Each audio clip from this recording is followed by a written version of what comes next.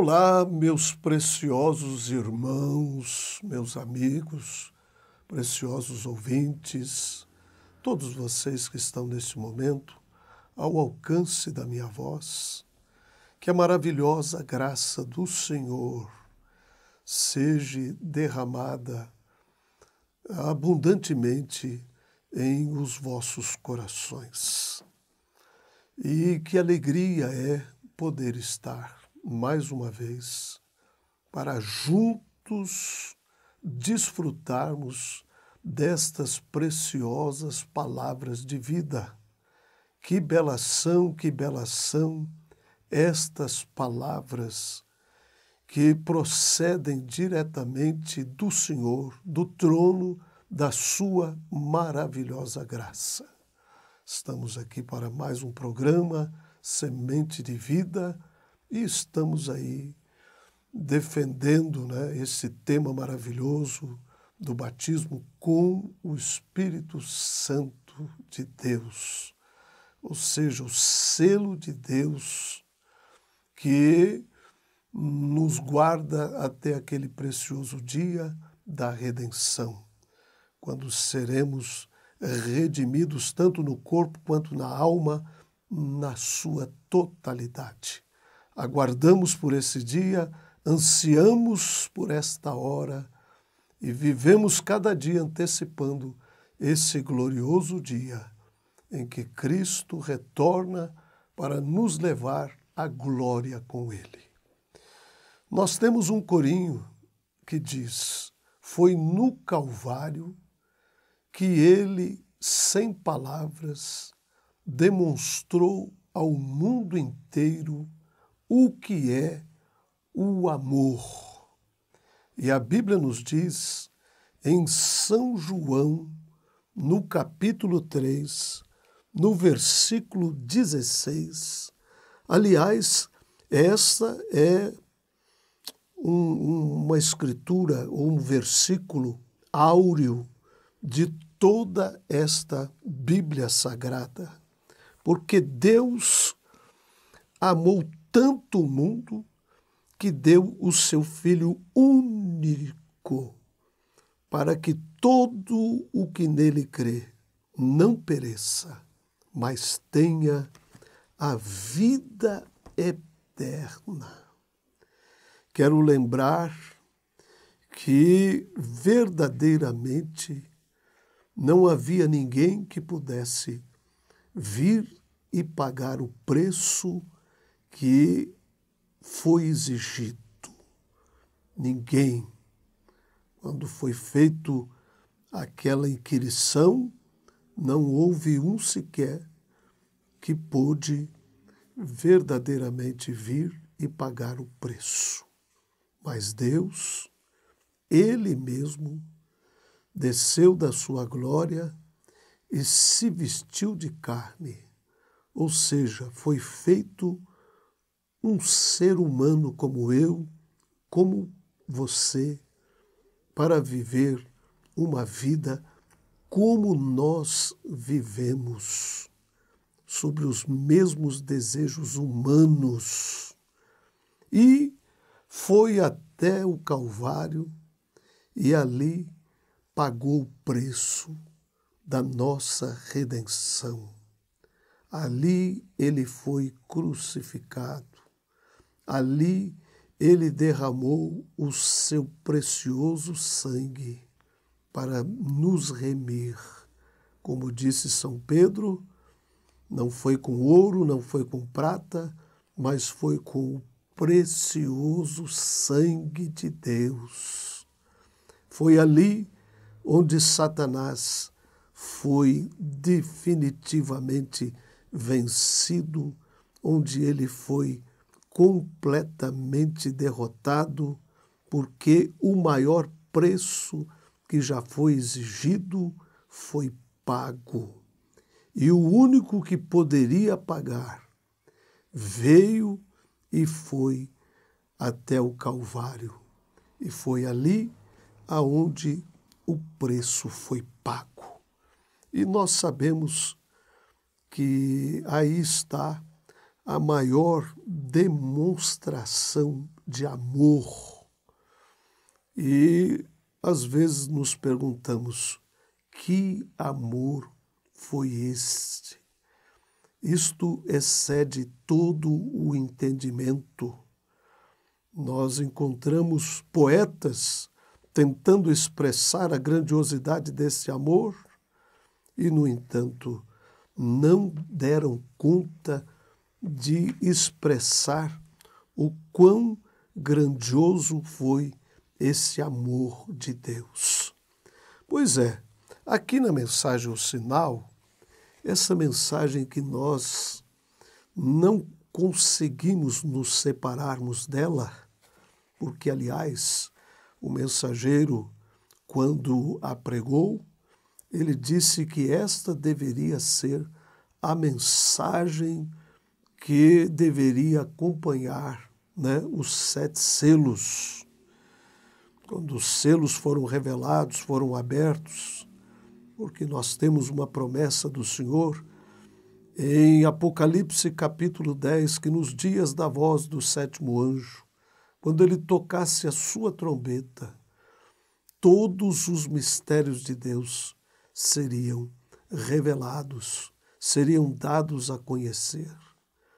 E aí nós encontramos o profeta nos dizendo que Deus se fez homem. Portanto, o juiz, ele se tornou tanto jurado como advogado.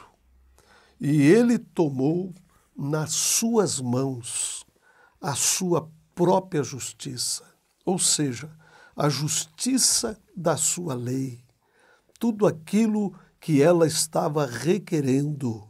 E ele mesmo veio e pagou o preço. E ele o fez para que ele pudesse nos conceder o maior presente que ele poderia conceder a um ser mortal, que é o seu precioso Espírito Santo. Portanto, aquela mesma vida que estava em Cristo, quando ele expirou no Calvário, ele deu para a sua igreja, deu para a sua noiva, para que ela pudesse viver através do seu Espírito, para que ela pudesse expressar a sua própria vida. É por isso que só podemos nos tornarmos uma verdadeira testemunha de todas estas coisas quando recebemos o Espírito da verdadeira testemunha, que foi Cristo. Portanto, isto nos dá segurança, isso traz descanso para as nossas almas. E podemos dizer, como disse Davi, ainda que eu ande pelo vale da sombra da morte, não temerei mal algum, porque tu estás comigo. Portanto, meus amados, veja a grandiosidade disso. Ele se tornou tanto juiz como o jurado e o advogado para advogar as nossas, a nossa dúvida, o nosso pecado. Ele se tornou nosso advogado para defender o nosso caso. E, por sua lei, nós havíamos sido declarados culpados, mas ele tomou os nossos pecados sobre si. Eu estou aqui com uma mensagem, eu quero usar as mesmas palavras que o mensageiro usou quando pregou esta mensagem, vivendo, morrendo, sepultado, ressuscitado e vindo. E ele nos diz assim, que coisa terrível o que o pecado faz. Ele separa o homem de Deus, mas ele veio para se fazer a oferta pelo nosso pecado. E ele foi oferecido pelos nossos pecados. E nós sabemos que por isso ele foi separado da presença de Deus. O pecado o separou da presença de Deus. Você vai se recordar quando ele estava ali perecendo no Calvário, uma das últimas palavras que ele disse: Deus meu, por que me desamparaste? Então, ali estava o pecado separando-o de Deus. Por quê? Porque Deus colocou os nossos pecados sobre ele. E quando ele tomou os nossos pecados, ele foi separado de Deus. E foi por isso que ele clamou: por que me desamparaste? Porque ele foi desamparado. Ele tomou o lugar do seu povo que estava condenado para oferecer a sua própria vida em resgate da nossa vida. Veja como isto é verdadeiramente grandioso. Ele tomou os nossos pecados. Ele levou sobre si. Ele morreu e pagou o preço. E derramou o seu sangue e nos deu o seu precioso Espírito. E nos deu a sua própria vida. Portanto, meus amados amigos, meus preciosos irmãos, ouvintes, o caso foi definitivamente encerrado ali na cruz do Calvário. Não há mais pecado contra o crente.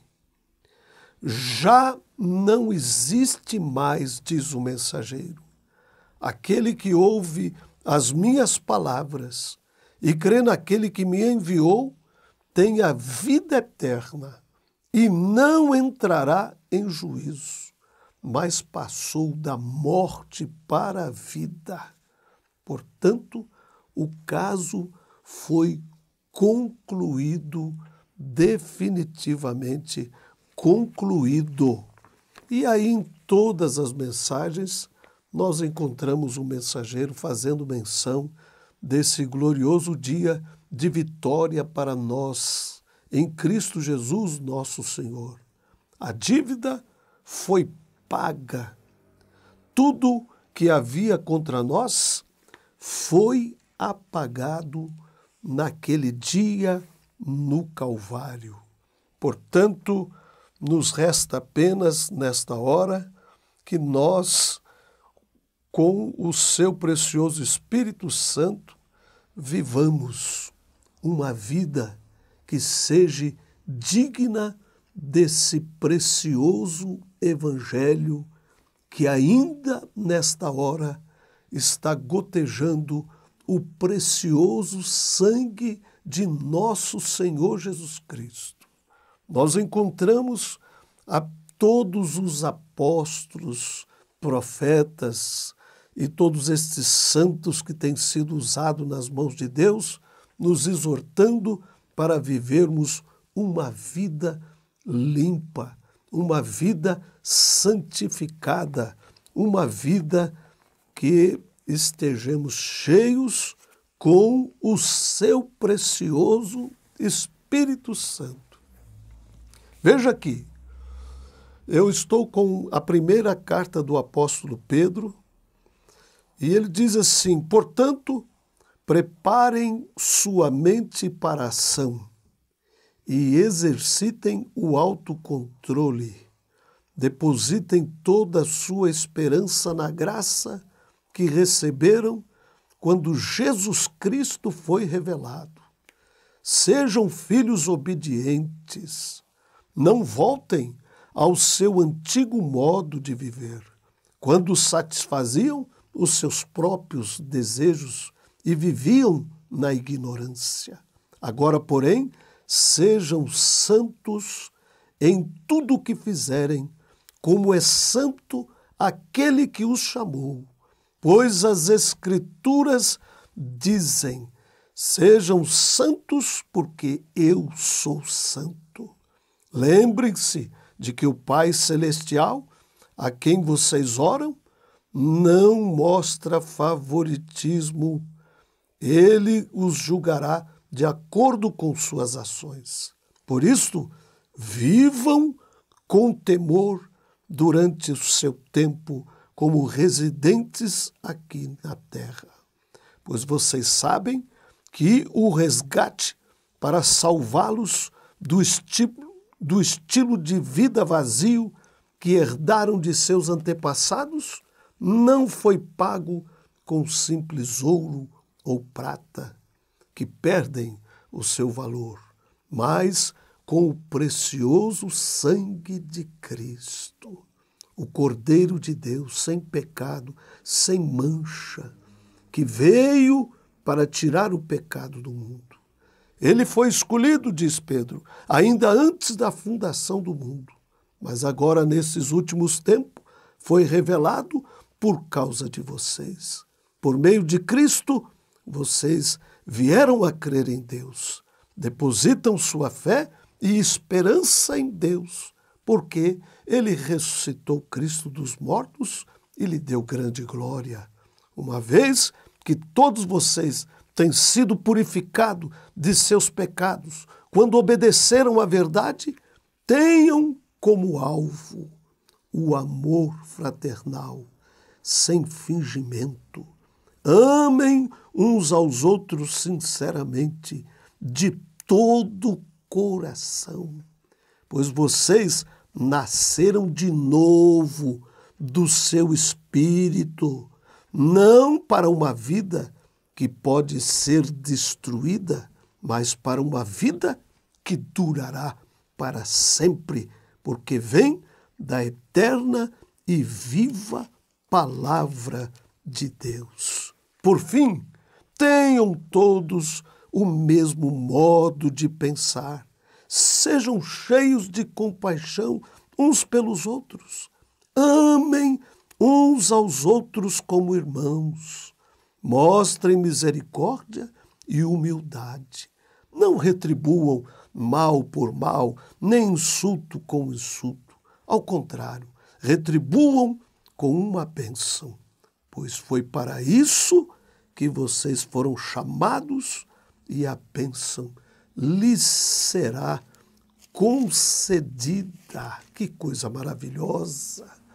E aí nós encontramos Paulo, nós encontramos São Tiago, nós encontramos São João, nos exortando, a amarmos uns aos outros.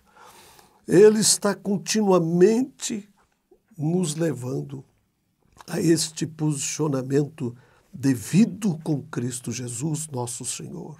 Foi para isso que ele foi até o Calvário, para nos conceder o seu Espírito, para que possamos segui-lo, para que possamos representá-lo à mesma altura com que ele se manifestou.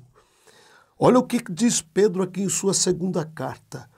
Quero alertá-los de que nos últimos dias surgirão escarnecedores que zombarão da verdade e seguirão os próprios desejos, dizendo: o que houve com a promessa de que ele voltaria?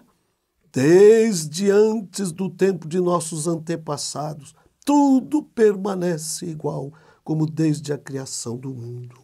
Eles se esqueceram deliberadamente que Deus, por sua palavra, há muito tempo criou os céus e a terra seca que fez surgir em meio às águas. Depois, com a água, destruiu todo o mundo antigo no dilúvio, primeiro batismo.